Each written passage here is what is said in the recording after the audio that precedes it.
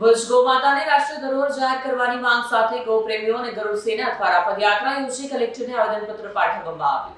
ભરૂચ શહેરમાં ગૌરક્ષા અને સન્માન મિશન અંતર્ગત ભરૂચ સમસ્ત ગૌપ્રેમી મંડળ અને ગરુડ સેના સહિતના સંગઠનો દ્વારા ગૌમાતાના સંરક્ષણ અને ગૌશાળાઓના વિકાસ માટે પદયાત્રાનું આયોજન કરવામાં આવ્યું હતું। આ પદયાત્રા ભરૂચ પાંજરાપોળ ખાતેથી શરૂ થઈ કલેક્ટર કચેરી સુધી પહોંચી હતી, જેમાં મોટી સંખ્યામાં ગૌભક્તો અને ગૌપ્રેમીઓ જોડાયા હતા।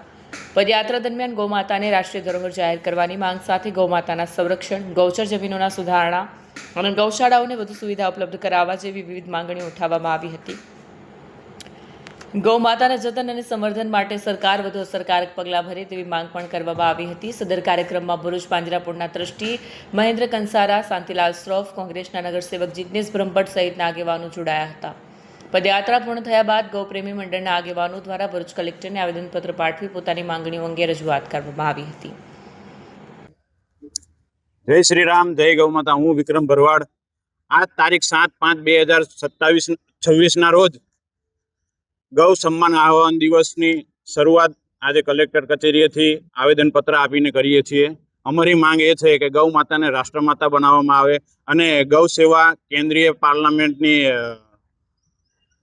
સ્થાપના કરવામાં આવે અને ગૌ હત્યા, આ રોડ પર રખડતી ગાયો, આના માટેની વ્યવસ્થા કરવામાં આવે, એના માટેની સરકારને અમારે અપીલ છે। જય ઠાકર, જય ગૌ માતા। વિડીયો જર્નાલિસ્ટ વિરેન્દ્ર પાટીલ સાથે સત્યા ટીવી ન્યૂઝ ભરૂચ।